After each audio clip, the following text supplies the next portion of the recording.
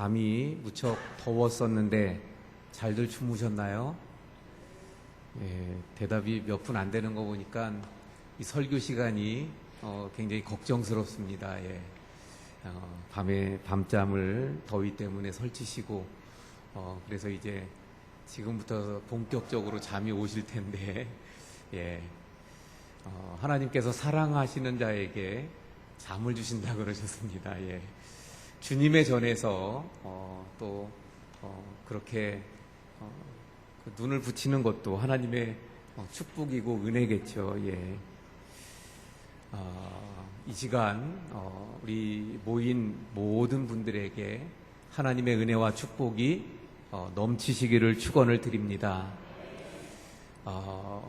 인간으로서 누릴 수 있는 가장 그리고 모든 것을 다 누리고 다 가졌던 사람, 그러면 아마 솔로몬을 뽑을 수 있을 것입니다.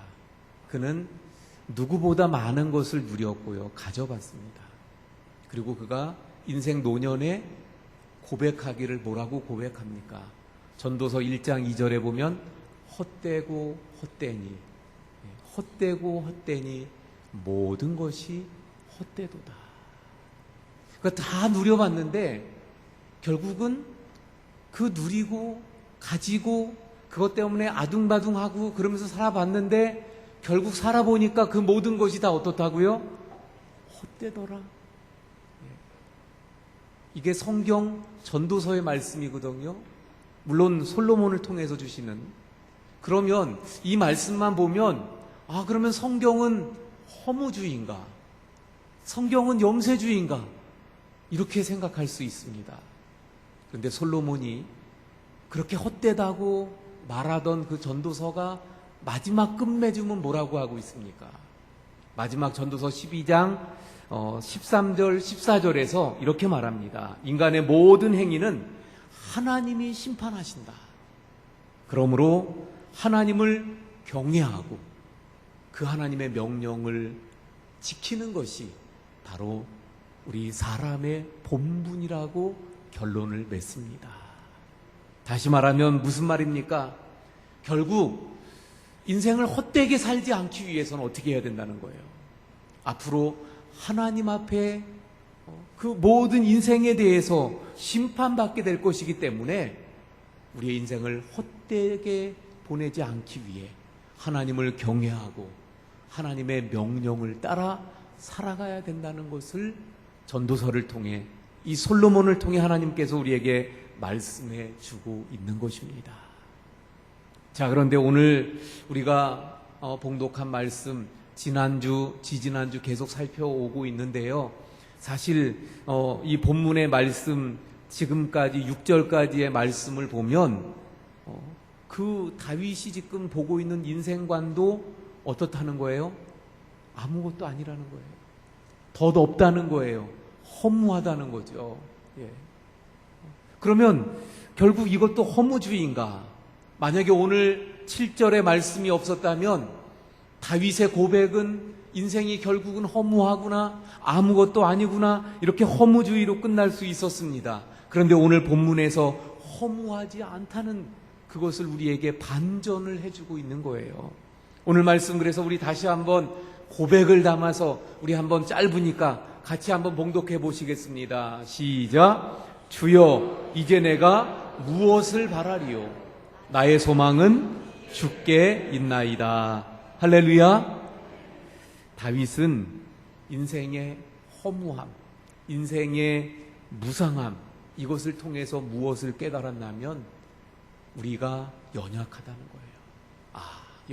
연약한 것이 우리구나. 그러면서 더 나아가 그가 뭐라고 이야기합니까? 인생이라는 것은 정말 아무것도 아니구나. 그래서 내 인생이라는 것이 결국 한 뼘 길이와 같이 짧구나. 그리고 최고의 전성기라 그러고 잘 나간다 그러고 좋았을 때라고 하는 것도 결국은 숨을 한 번 내쉬면 마는 것처럼 한숨처럼 짧은 것이 그 인생의 최고의 순간이구나. 내가 가지고 있는 것들, 정말 많은 것을 가졌다고, 또는 왕이라고 해서 그 자리를 가졌다고 그렇게 좋아할 것이 아니라 알고 보니까 그 누리고 있는 것, 가지고 있는 것, 모든 것들 보니까 그림자와 같더라는 거예요. 그림자라는 것입니다. 우리가 잘 아는 것처럼, 지난주에 말씀드린 것처럼 그림자라는 것은 무슨 얘기예요? 먼저는 잡을 수가 없다는 거예요. 잡히는 것 같이 보이고요. 쉽게 잡히는 것처럼 보여집니다. 그러나 잡히지 않는 것이 세상의 모든 것들이라는 거예요. 우리가 소유하는 그런 것들. 또 그림자라는 것은 어떤 의미가 있습니까? 진짜가 아니라는 거죠. 다시 말하면 실제가 아닌 허상이 그림자예요. 결국 그 쫓아다니고 잡으려고 했던 모든 것들이 허상이고 아무것도 아니더라. 이렇게 인생의 허물을 깨닫고 나니까, 이렇게 인생의 덧없음을 깨닫고 나니까 이제는 그가 바라보던 그 관점이 바뀌게 됩니다. 사고의 전환이 일어나는 거예요. 지금까지는 세상을 향하던 그의 눈이 이제는 비로소 하나님을 향하게 되어지더라 하는 것입니다. 눈에 보이는 세상의 재물, 눈에 보이는 세상의 명예, 눈에 보이는 그런 세상의 쾌락, 이러한 것들을 바라보고 그것만 보았는데 이제는 그의 눈이 하늘을 향해 하나님께 그 눈이 향하게 되어졌더라 하는 것입니다. 그래서 오늘 고백하는 거잖아요. 결국은 이 세상의 모든 것, 가지고자 했던 것 다 그림자요. 우리 인생은 연약하고 빨리 지나가고 마는 거고, 그러니까 이 세상에 소망을 둘 것이 있어요, 없어요? 없습니다. 내가 바랄 것이 있어요, 없어요? 결국 이 세상의 것은 바라봤자, 소망 삼아봤자 그림자고 잡을 수 없는 거고 금방 지나가고 마는 거예요. 그래서 다윗이 오늘 본문에 고백하는 것 아닙니까? 한 번 더 우리 봉독합니다. 한번 고백을 담아서, 주여 이제 내가, 같이 합니다. 자, 다시 한번 시작. 주여 이제 내가 무엇을 바라리요? 나의 소망은 주께 있나이다. 사람은 평탄할 때는 이 사람이 잘 안 바뀌어요. 그냥 늘 평탄한 길이 쭉 주어지면 바뀌지 않아요. 오히려 고난이, 어려움이 사람을 바꿉니다. 다윗도 역시 마찬가지였던 거예요. 그 깊은 고난의 터널을 통해서 다윗이 바뀌어진 겁니다. 사람들의 그 조롱과 사람들의 그 핍박과 육체적인 질병, 이런 고난을 당하다 보니까 그가 이제 사고의 전환점이 일어난 거예요. 그래서 이제는 세상이 아니라 저 하나님, 내가 바랄 것이 무엇인가? 바로 하나님뿐이 없다는 거예요. 그런 고백을 다윗이 하게 되어졌더라 하는 것입니다. 결국 소망이 하나님밖에 없다는 거예요. 그렇습니다. 사람에게는 소망이 얼마나 중요한지 몰라요. 특별히 하나님께 대한 소망이 얼마나 중요한지 모릅니다. 그래서 오늘 본문에 말씀하고 있는 그 소망에 대해서 우리가 함께 나누고자 합니다. 소망이 중요한데 왜 이렇게 중요한 것일까? 그걸 통해 오늘 본문을 우리가 풀어볼 수 있는 거예요. 소망이 중요합니다. 왜 중요할까요? 첫 번째는요, 소망은 생명이기 때문입니다. 소망이 왜 중요하다고요? 소망은 생명이에요. 다 같이 생명입니다. 할렐루야. 성경에 보면 소망을 영혼의 닻으로 말씀하고 있어요. 히브리서 6장 19절의 말씀입니다. 우리가 이 소망을 가지고 있는 것은, 소망을 가지는 것은 뭐라 그랬어요? 영혼의 닷 같아서 튼튼하고 견고하여 휘장 안으로 들어가니. 네, 이 말씀 아주 중요합니다. 우리가 소망을 가져야 합니다. 그런데 이 소망을 가지는 것은 뭐와 같다고요? 영혼의 닷과 같아서. 그래서 우리가 소망을 가지면 어떻게 됩니까? 튼튼해지고 견고해져서 휘장 안, 다시 말해서 하나님께 들어갈 수 있다는 거예요. 하나님께 나아갈 수 있다는 것입니다. 할렐루야. 결국 소망은 영혼의 닻이라는 거예요. 한번 생각해 보세요. 물 위에 떠다니는 배가 닻이 없다면 어떻게 되겠습니까? 물결 치는 대로, 바람 부는 대로 이리저리 요동치며 떠돌다가 결국은 어떻게 됩니까? 파손하고 말 것입니다. 그러므로 닻은 배에게 있어서 생명이에요. 그런데 바로 소망이 영혼의 닻이라고 말씀하고 있으니까, 다시 말하면 그 소망은 바로 우리 인생이라고 하는 배의 닻이라는 것입니다. 결국 우리 인생의 소망은 생명이라고 말씀하고 있는 것입니다. 많은 사람들이 자신의 생명을 스스로 끊어요. 자살을 합니다. 요즘에는 뭐 이 큰 자살 소식이 없다 보니까 자살이 좀 없어졌나? 아니에요. 계속해서 소식이 없어도 수많은 사람들이 자살을 합니다. 왜 자살할까요? 큰 문제가 있어서, 너무너무 고통스러워서 차라리 죽는 게 낫기 때문에. 물론 그럴 수 있어요. 그러나 여러분, 사실은 자살하는 게 문제가 크기 때문이 아니라, 고통이 크기 때문이 아니라, 사실은 소망이 없기 때문이에요. 소망이 보이지 않기 때문에. 소망이 없으니까, 그러니까 스스로 목숨을 끊어버리는 것을 보게 되어집니다. 그러나 소망이 있는 자는, 특별히 하나님께 소망을 둔 자는 절대로 포기하지 않습니다. 할렐루야. 그러므로 하나님께 소망을 두고 살아가는 자는 자신의 영혼이 이 땅을 떠나가는 그 마지막 순간에도 죽음에 대한 두려움이 없는 거예요. 죽음 앞에 겁을 내지 않습니다. 왜 그렇습니까? 하나님께 소망을 두는 사람은 죽음에도 소망이 있기 때문이에요. 이 세상 사람들이 가장 두려워하는 것이 무엇입니까? 세상 사람들이 가장 싫어하는 것, 그래서 가장 큰 공포와 두려움이 바로 죽음 아닙니까? 죽음이에요. 왜 그런가요? 왜냐하면 죽음을 끝으로 보기 때문이에요. 죽음이 끝장이라고 보기 때문입니다. 그러나 우리 그리스도인들은, 하나님께 소망을 진정 두고 있는 사람들은 죽음이 끝인가요? 아닙니다. 죽음에 소망이 있어요. 어떤 소망? 죽음을, 성경은 뭐라고 말씀하냐면, 죽음을 통해서 하나님께로 가는 게 죽음이라고 말씀하고 있어요. 저 영원한 천국, 하나님이 계신 그곳, 예수 그리스도가 계신 그 천국에 가는 것이 죽음이라고 말씀하잖아요. 그런 말씀이 여러 군데 나옵니다. 특별히 바울은 그런 고백을 많이 했어요. 내가 여기 있는 거나 저 천국에 있는 것, 어느 게 더 낫겠느냐? 어느 게 더 좋겠어요? 여기 있는 게 좋아요? 천국에 있는 게 좋아요? 바울은 분명히 이야기합니다. 천국에 있는 게 더 좋아요. 왜냐하면 죽음 이후에 넘어가는 그 천국은 주님이 계시기 때문입니다. 그래서 주님과 함께 하는 것이 죽음이라는 거예요. 그러므로 하나님께 소망을 두는 사람은 이제 그러면 죽음이라는 문턱을 넘으면 주님과 함께 있게 되는데, 죽음이 두려운 것이 아니잖아요. 죽음은 오히려 그래서 기쁘게 주님 앞에 갈 수 있는 소망이 되는 것입니다. 할렐루야. 그러므로 소망은 생명이에요. 그렇기 때문에 소망을 가진 사람들은 절대로 포기하지 않고 스스로 목숨을 끊지 않습니다. 소망을 가진 사람은 그래서 이 땅을 떠나는 마지막 순간에도 두려워하지 않는 거예요. 주님과 함께 눈을 뜰 것을 소망하기 때문에. 할렐루야. 자, 왜 소망이 중요합니까?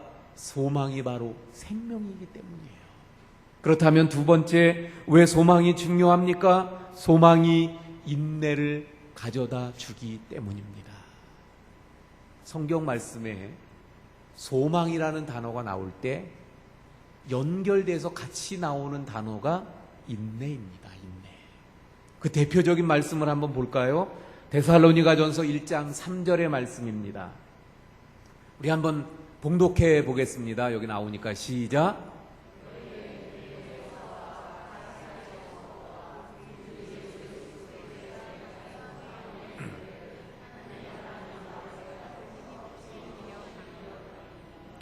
예, 여기 말씀에 보면 뭐 아주 중요한 단어들이 많이 나오잖아요. 믿음. 그런데 믿음에 붙어서 나오는 단어는 뭐죠? 뭐죠? 역사.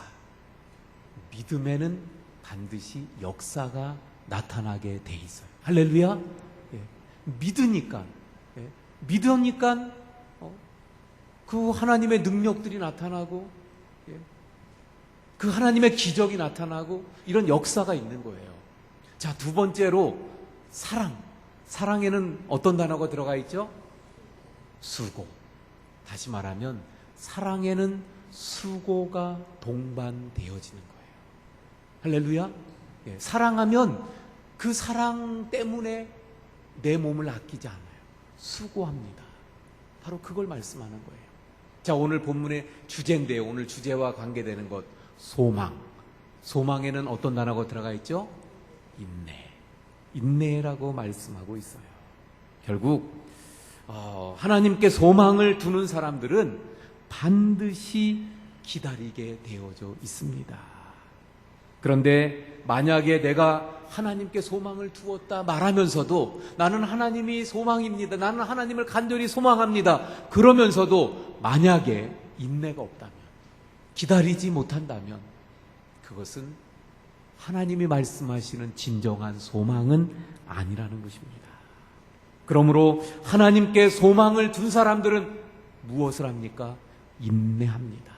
하나님께 소망을 둔 사람들은 오늘을 참고 견디며 인내할 수 있는 거예요. 하나님께 소망을 둔 사람들은 그러므로 내일을 기다릴 수 있는 것입니다. 할렐루야. 바로 소망을 가진 사람들은 인내하는 거예요. 우리 하나님의 사람들은 하나님께 소망을 두었기 때문에 오늘의 아픔이 있어도, 오늘의 고통이 아무리 클지라도, 어떤 어려움이 있어도 오늘을 이기고 인내하고 참으면서 내일을 기다립니다. 하나님의 도우심을 기다리는 거예요. 할렐루야. 그래서 소망이 중요합니다. 세 번째, 왜 소망이 중요합니까? 소망은 낙심을 이겨냅니다. 소망을 가진 사람은 결코 낙심하지 않는다는 거예요. 시편 42편 5절의 말씀을 먼저 볼까요? 내 영혼아 내가 어찌하여 낙심하며 내가 어찌하여 내 속에서 불안해하는가? 너는 하나님께 소망을 두라. 그가 나타나 도우심으로 말미암아 내가 여전히 찬송하리로다. 할렐루야. 우리가 너무나도 잘 아는 말씀이잖아요. 예. 근데 이 말씀 조금 설명을 드리겠습니다. 이 말씀의 배경인데요. 이 시편이죠. 시편 42편은 누가 쓴 거 하면 바벨론에 그 유다가 멸망을 당하고 이 유다 백성들이 바벨론의 포로로 끌려갔어요. 바벨론으로. 그 끌려간 사람들 중에 고라의 자손이 있어요. 그 중에 그 고라 자손 중에 한 사람이 이 시를 쓴 거예요. 그가 바벨론의 포로로 끌려갔잖아요. 포로잖아요. 그리고 그 당시에는 전쟁에 대한 어떤 개념이 있냐면 전쟁에서 이기면 우리가 힘이 세서 이기는 게 아니라 우리가 믿는 신이 너희가 믿는 신을 이긴 거예요. 예. 그러니까 바벨론의 포로로 갔더니 이 바벨론 사람들이 무시하고 조롱하고 핍박하고 하나님을 업신여기고 그러면서 뭐라 그럽니까? 야, 너희가 믿는 하나님이 살아있냐? 너희가 믿는 하나님이 있냐? 정말 너희 하나님이 있다면 어찌해서 유다가 멸망했냐? 정말 하나님이 살아계시다면 어찌해서 너희가 있는 그 예루살렘 성이 무너졌느냐? 만약에 하나님이 살아계시다면 어찌해서 그 하나님의 성전이 불에 타버리고 말았느냐? 그러면서 막 멸시하는 거예요. 조롱하는 거예요. 보세요. 그런 조롱을 하는 거예요. 하나님 앞에 조롱합니다. 하나님을 멸시합니다. 그렇다면 지금 저 멸시하는 사람들에게 하나님이 분노하시고 진노하셔서 하늘에서 벼락이라도 내렸으면 좋겠는데 하나님이 어떻게 하셔요? 아무런 말씀도 안 하시고 하나님이 그런 바벨론을 가만히 두시는 거예요. 예. 어젯밤에 잠을 못 주무셔서 이 시간 주무셔도 제가 가만히 두는 것처럼, 예, 하나님께서 가만히 두는 거예요. 예. 그냥 침묵하고 방임하시는 거예요. 그러니까 이 포로로 잡혀간 유대인 중에 고라 자손 중에 한 사람이 마음이 어떤 거냐면, 저들이 조롱하고 멸시하죠. 근데 하나님은 가만히 계시죠. 너무너무 낙심이 되는 거예요. 그래서 그가 매일매일 울고 또 울고 눈물을 흘리고, 그런 가운데 이 시편 42편 시를 쓴 겁니다. 그런데 하나님께서 그에게 이제 말씀하시는 거예요. 5절 말씀 다시 한번 봅니다. 내 영혼아, 네가 어찌하여 낙심하며 어찌하여 내 속에서 불안해하는가. 지금 그의 상태예요. 그렇죠? 그런데 하나님께서 뭐라 그러셔요? 답을 주시는 거예요. 그 낙심하고 불안해하는 데서 벗어날 수 있는 해답을 주시는데, 그 말씀, 그 다음 말씀은 우리 성도님들이 큰 소리로 한번 봉독해 주시기 바랍니다. 자, 제가 먼저 할게요. 내 영혼아, 내가 어찌하여 낙심하며 어찌하여 내 속에서 불안해하는가.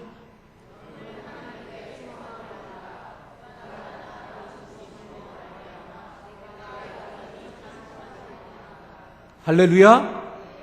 해답을 주셨어요. 낙심하고 불안해하는 그에게 하나님이 해답을 주셨어요. 뭐라고 해답을 주셨습니까? 하나님께, 너는 하나님께 소망을 두라. 할렐루야. 하나님께 소망을 두라는 거예요. 왜? 하나님께 소망을 두면 때가 되면 그가 나타나 도우실 것이기 때문에, 도우실 것이기 때문에, 그가 나타나 도우심으로 말미암아 그분을 찬양하게 될 것이기 때문에, 그러므로 너는 하나님을 소망하라, 하나님께 소망을 두라고 말씀하고 있는 것입니다. 여러분, 이해할 수 없는 상황, 바로 그였어요. 우리의 삶 가운데도 이해할 수 없는 상황들이 벌어집니다. 어찌하여 이런 일이 우리 가운데 일어날 수 있는가? 왜 믿지 아니하는 자들이 훨씬 더 잘 살고 잘 되고 막 흥왕하고, 그래서 그들이 나를 멸시하고 조롱하고, 그런데 하나님은 여전히 침묵하시고 방임하시고, 하나님은 아무것도 안 하시는 것 같고. 그러나 여러분, 그래서 낙심될 것 같을 때, 그래서 정말 불안할 때 어떻게 해야 합니까? 오늘 이 말씀대로 너는 하나님께 소망을 두라. 할렐루야. 우리 그럴 때 하나님께 소망을 둘 수 있기를 바랍니다. 정말 내 상황이 힘들고 어려울 때요, 내 상황이 정말 어렵고 핍박을 당할 때, 고난이 겹치고 이 고난의 터널이 언제 끝날지 모를 것 같을 때, 그래서 정말 내가 하나님께 기도하고 하나님을 잘 섬기고 하나님을 믿고 있는데, 그런데도 나에게 이런 일들이 벌어진다. 그래서 이해가 되지 않을지라도, 그래서 낙심될 것 같을 때 오히려 하나님께 우리의 눈을 돌려서, 우리의 눈을 하나님께로 향해서 하나님께 소망 삼으시는 우리 모든 성도님들이 될 수 있기를 바랍니다. 여러분, 하나님은 소망의 하나님이셔요. 할렐루야. 믿으십니까? 우리 하나님은 소망의 하나님이십니다. 그러므로 우리의 소망은 살아계신 하나님 밖에 없는 거예요. 다시 말하면 우리의 소망은 하나님께만 있는 거예요. 오늘 이 시편의 다윗이 그걸 말하고 있는 것입니다. 앞에 이미 살펴본 대로 모든 것 소망 둘 게 있나요? 다 헛된데, 다 아무것도 아닌데, 다 그림자인데. 그러니까 다시 말해서 이 땅에 썩어질 그 무엇에 소망을 둘 수 없다는 것입니다. 그토록 좋아하는 그 누구도 우리가 소망 둘 수 없어요. 힘이 없어서 도울 수 없는 연약한 인간에게 우리가 소망을 둘 수 없다는 것입니다. 그러므로 우리가 소망 삼을 분은 오직 여호와 하나님뿐이 없어요. 할렐루야. 바울 사도도 이것을 분명히 알고 우리에게 말씀합니다. 디모데전서 4장 10절에 보면 우리의 소망은 살아계신 하나님께 있다고 분명하게 고백하고 있어요. 결국 수많은 성경의 구절들이, 수많은 하나님의 사람들이 그 살아가면서 믿음으로 살아가면서 경험하고 체험하고 고백하는 것, 소망은 하나님께만 있다는 거예요. 여러분, 무엇이 복입니까? 많은 것을 가지는 것이 복일까요? 잘 되는 것이 복일까요? 시편 146편 5절에 보면 하나님을 자기의 도우심으로 삼고 여호와 하나님에게 자기의 소망을 두는 자가 복이 있다고 말씀합니다. 다른 게 복이 아니라는 거예요. 하나님께 소망을 삼는 자, 하나님께 소망을 두는 자가 복이 있습니다. 할렐루야. 왜 그래요? 아까도 말씀드렸잖아요. 예. 하나님께 소망을 두면 때가 되면 도우실 거예요. 그러므로 하나님께 소망을 두고 부르짖으며 기도하세요. 예. 하나님께 소망을 두고 죽음도 두려워하지 마시기를 바랍니다. 여러분, 하나님께 소망을 두는 자만이 죽음 앞에서 두려워하지 않는 거예요. 하나님께 소망을 두는 자는 어떠한 상황 속에서 또 자포자기하지 않습니다. 하나님께 소망을 두는 자는 인생의 고난이 아무리 폭풍처럼 몰려온다 할지라도 요동하지 않는 거예요. 하나님께 소망을 두는 자는 끝까지 인내하며 부르짖게 되는 줄로 믿습니다. 그리고 마침내 하나님께서 나타나 도우심으로 하나님의 은혜와 축복을 경험하게 되는 것입니다. 오늘 이 말씀을 듣는 저와 우리 성도 여러분 모두가 하나님께만 소망을 두고 하나님만 바라보고 하나님께만 소망 둔 가운데 살아가는 삶이 되고, 그래서 그 소망 가운데 죽음을 맞이할 때도 두려워하지 않고 이 눈만 감았다 뜨면 주님과 함께 있게 된다는 소망 가운데 죽음도 두려워하지 않는 그런 소망을 가진, 그래서 늘 소망 가운데 주님을 의지하고 주님만 바라보고 그 가운데 주님의 도우심을 또 경험하는 우리 모든 성도님들이 될 수 있기를 축원을 드립니다. 기도하시겠습니다. 하나님, 다윗이